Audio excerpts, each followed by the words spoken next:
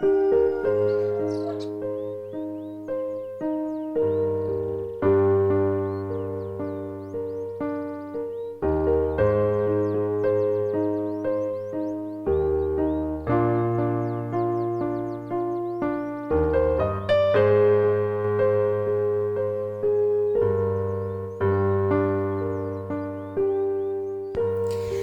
be like Jesus, God's power exercised constantly in nature.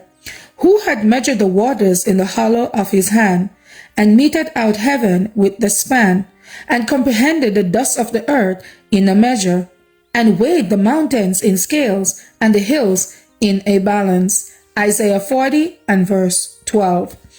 The psalmist says, "The heavens declare the glory of God, and the firmament showeth his handiwork. Day unto day uttereth speech, and night unto night showeth knowledge. There is no speech nor language where their voice is not heard."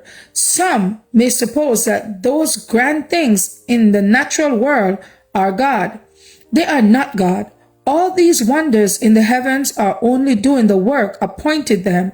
They are the Lord's agencies. God is the superintendent as well as the creator of all things. The divine being is engaged in upholding the things that he had created. The same hand that holds the mountains and balances them in position guides the worlds in their mysterious march around the sun. There is scarcely an operation of nature to which we may not find reference in the Word of God. The Word declares that he maketh his sun to rise and the rain to descend. He maketh grass to grow upon the mountains. He giveth snow like wool. He scattereth the hoar frost like ashes. He casteth forth his ice like morsels. He sendeth out his word and melteth them. He causeth his wind to blow, and the waters flow. He maketh lightnings for the rain, and bringeth the wind out of his treasures. These words of Holy Writ say nothing of the independent law of nature.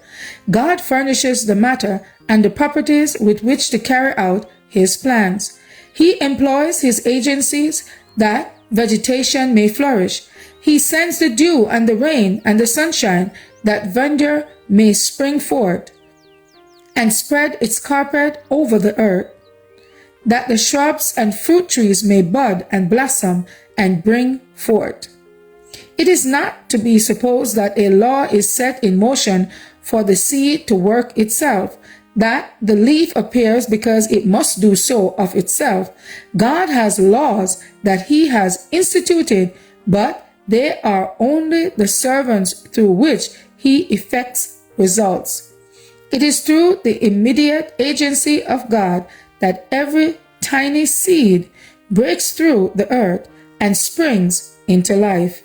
Every leaf grows, every flower blooms by the power of God.